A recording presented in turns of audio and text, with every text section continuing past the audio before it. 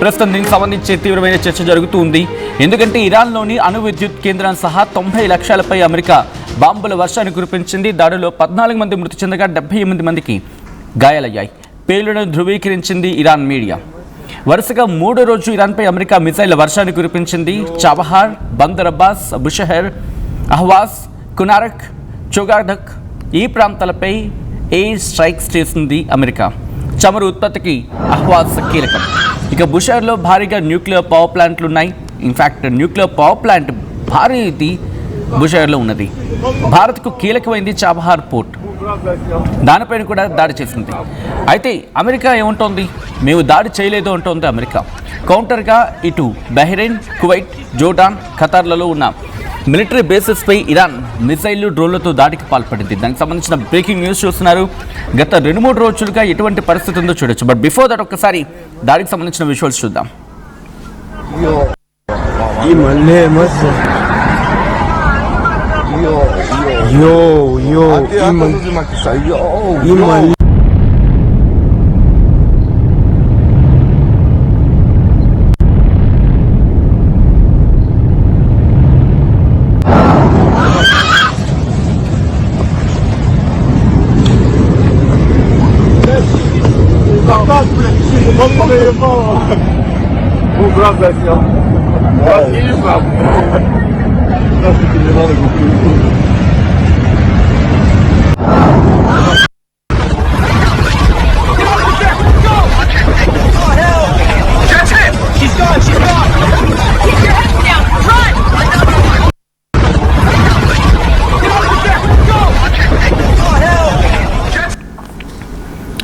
ఈ కథను మిమ్మల్ని కాస్త కలవరపరచచ్చు. దీనికి సంబంధించి జాగ్రత్తలు తీసుకోవాలని ఆర్టీవీ సూచించడం జరుగుతోంది. This is the disturbing content, viewer discretion is highly advised.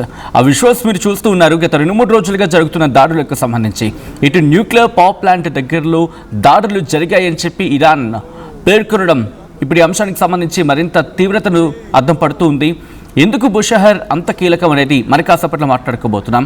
And nuclear power plant వాళ్ళకి ఎందుకు అంత కీలకమైంది, అండ్ న్యూక్లియర్ పవర్ ప్లాంట్ అది కూడా భారీ న్యూక్లియర్ పవర్ ప్లాంట్ ఇరాన్కి సంబంధించి ఇక్కడ దాడి చేయడం వెనకాల కారణం ఏమై ఉండొచ్చు, ఎవరు వ్యూహం? అయితే అమెరికా మాత్రం నేనేం దాడి చేయలేదంటూ ఉంది. మరి దాడి చేసింది ఎవరు? ఇజ్రాయెల్ దాడి చేసిందా, లేకపోతే అమెరికాని స్ట్రాటజీ మార్చిందా? దాడి చేస్తామని చెప్తే ప్రతిగా ఎక్కడ దాడులు చేస్తాయో, లేకపోతే నేరాన్ని ఇరాన్ మీద మోపడం ఎక్కడ సాధ్యం అవ్వదో అని చెప్పి ఈ స్టేట్మెంట్ పాస్ చేస్తుందా? ఎందుకంటే కొన్ని సందర్భాలు అయితే మాత్రం ఎస్ నేనే దాడులు చేశానని చెప్పి అమెరికా ఒప్పుకుంటూ ఉంది. బట్ కొన్ని సందర్భాల్లో మాత్రం ఇలా దాడి చేసినప్పటికీ తాను దాడి చేయలేదని చెప్పి చెప్పుకునే ప్రయత్నం జరుగుతూ ఉందా? దీని గురించి మనం మాట్లాడుకోబోతున్నాం.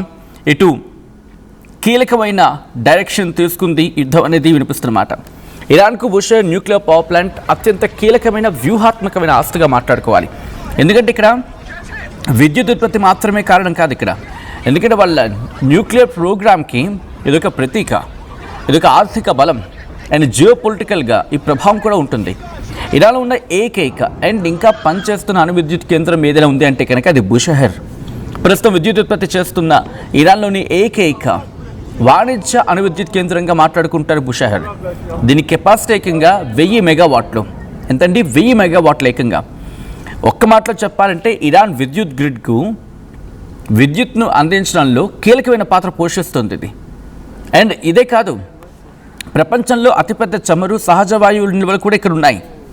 దేశీయ విద్యుత్ అవసరాలకు అణుశక్తిని ఉపయోగించడం కారణంగా, లేకపోతే చమురు గ్యాస్ను విదేశాలకు ఎగుమతి చేసి ఎక్కువ విదేశీ మారక ద్రవ్యాన్ని సంపాదించడంలో కీలక పాత్ర పోషిస్తోంది ఈ బుషహర్ ప్రాంతం అండ్ ఈ న్యూక్లియర్ పవర్ ప్లాంట్.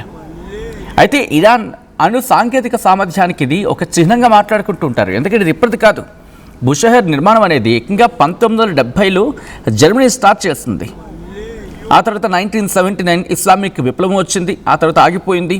ఆ తర్వాత మళ్ళీ రష్యా సహకరించింది.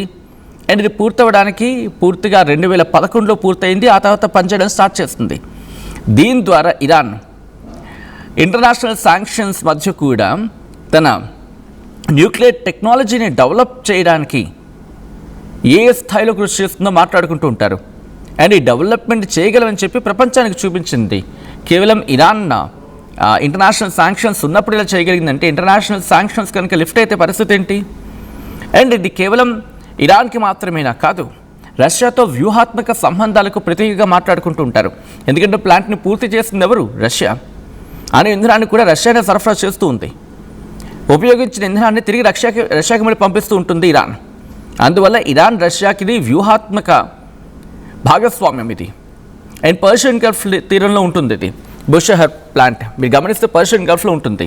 అంటే ప్రపంచ చమురు రవాణాకు కీలకమైన సముద్ర మార్గాల్లో దగ్గరలో ఉంటుంది.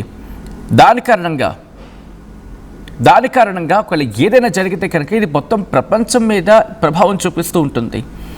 ఎందుకంటే వాళ్ళకి ఒక్క మాట మాట్లాడుకుంటే, మనం తింటూ ఉన్న చైన్ నరికే ప్రయత్నం జరిగింది అనుకుందాం, లేకపోతే దాడి జరిగే ప్రయత్నం జరిగింది అనుకుందాం.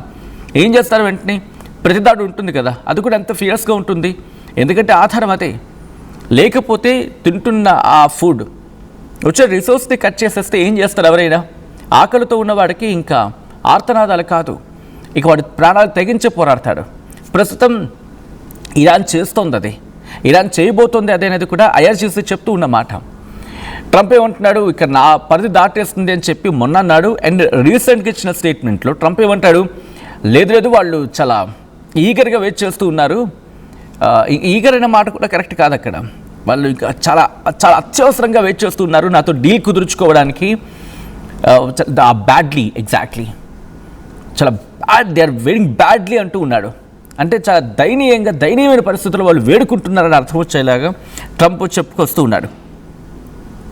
అండ్ ఇక్కడ అయితే సైనికంగా ఎందుకు ఇది అంత సెన్సిటివ్ అంటే, బుషెహర్ న్యూక్లియర్ బాంబ్ తయారీ కేంద్రం కాదు.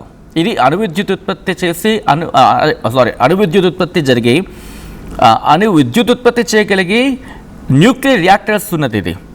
అయినప్పటికీ రియాక్టర్ దెబ్బతింటే దాని నుంచి వచ్చే రేడియేషన్ లీకేజీ ప్రమాదం ఏ స్థాయిలో ఉంటుందో అర్థం చేసుకోవచ్చు. అందుకే ఇంటర్నేషనల్గా ఈ న్యూక్లియర్ పవర్ ప్లాంట్స్పై దాడులు అత్యంత ప్రమాదకరంగా భావిస్తారు.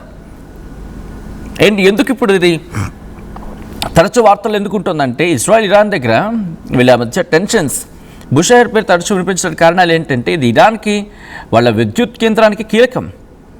అండ్ రష్యా టెక్నాలజీ భాగస్వామ్యం ఉంది. న్యూక్లియర్ సెక్యూరిటీ లేక సేఫ్టీకి సంబంధించి ఇంటర్నేషనల్గా కన్సర్న్స్ ఉన్నాయి. దీనిపై దాడి జరిగితే అంతర్జాతీయ ప్రభావాలు తీవ్రమయ్యే అవకాశం ఉంటుంది. అండ్ బుషెహర్ వాళ్ళకి బుషెహర్ ఉంది, నటాన్స్ ఉంది, ఫోర్దో ఉంది, అరాక్ ఉంది, ఇస్ఫహాన్ ఉంది. నటాన్స్ మీద దాడి జరిగినప్పుడు కన్సర్న్ ఉండింది, ఫోర్దో మీద జరిగినప్పుడు కన్సర్న్ ఉండింది. అరాక్ మీద అనేది అంత పెద్దగా వినిపించకపోయినప్పటికీ ఇస్ఫహాన్ మీద కూడా ఉండింది. నటాన్స్ అనేది యురేనియం ఎన్రిచ్మెంట్ కోసం, ఫోర్దో అనేది భూగర్భ యురేనియం ఎన్రిచ్మెంట్ కోసం, అండ్ అరాక్ అనేది హెవీ వాటర్ రియాక్టర్ అది రీసెర్చ్ కోసం, అండ్ ఇస్ఫహాన్ అనేది యురేనియం కన్వర్షన్ సెంటర్. అది ఒక్క మాటలో చెప్పాలంటే ఈ బుషెహర్ ఇరాన్కు కేవలం పవర్ ప్లాంట్ మాత్రమే కాదు, అది ఆ దేశ ఇంధన భద్రత, ఫ్యూయల్ సెక్యూరిటీ లేకపోతే fuel safety, nuclear technology capacity, and రష్యాతో ఉన్న స్ట్రాటజిక్ రిలేషన్స్, దాంతోపాటు ఇంటర్నేషనల్ కన్సర్న్, ఇవన్నీ కూడా మాట్లాడుకుంటారు. అందుకే ఇది ఇరాన్కు అత్యంత కీలకమైన ఆస్తిగా మాట్లాడుకుంటారు అన్నమాట. సో ఇది జస్ట్ బ్రీఫ్ చేసే ప్రయత్నం చేస్తాను. ఇది నేనంటున్న మాట కాదు, ఇంటర్నేషనల్ మీడియా కూడా కూస్తుంది. మీరు గమనిస్తే నిన్నటి నుంచి దీని మీద తీవ్రమైన చర్చ జరుగుతూ ఉంది.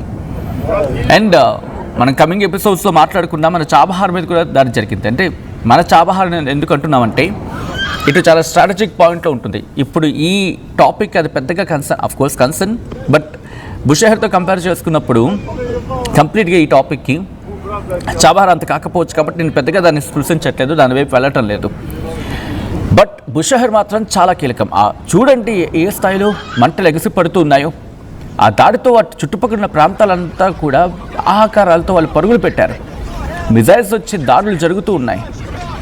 అండ్ రిమెంబర్, ఇటువంటి దాడులు జరుగుతున్నప్పుడు ఎటువంటి పరిస్థితులు ఉంటాయి అక్కడ. అండ్ ఈ విజువల్స్కి సంబంధించి ఆందోళన కలిగిస్తూ ఉన్నాయి. ఎందుకంటే ఏకంగా వచ్చి వాటర్లో పడడం, కొన్ని అక్కడ పనిచేస్తున్న వాళ్ళు కూడా భయాందోళనతో పరుగులు పెట్టారు. రాత్రిపూట అయితే వాళ్ళకి కొంతమందికి కంటి మీద కొనుక్కుండటం లేదు. అండ్ రిమెంబర్, ఇదంతా కూడా ఎప్పుడు జరుగుతోంది? Iran supreme leader Ayatollah Ali Khamenei అంత్యక్రియలు జరుగుతున్న సందర్భంలో అండ్ ఈ కథను మిమ్మల్ని కాస్త కలవరపరచచ్చు. దీనికి సంబంధించి తగిన జాగ్రత్తలు తీసుకోవాలని ఆర్టీవీ సూచించడం జరుగుతోంది. This is the disturbing content viewer discretion is highly advised. ఒకసారి దృశ్యాలు చూద్దాం.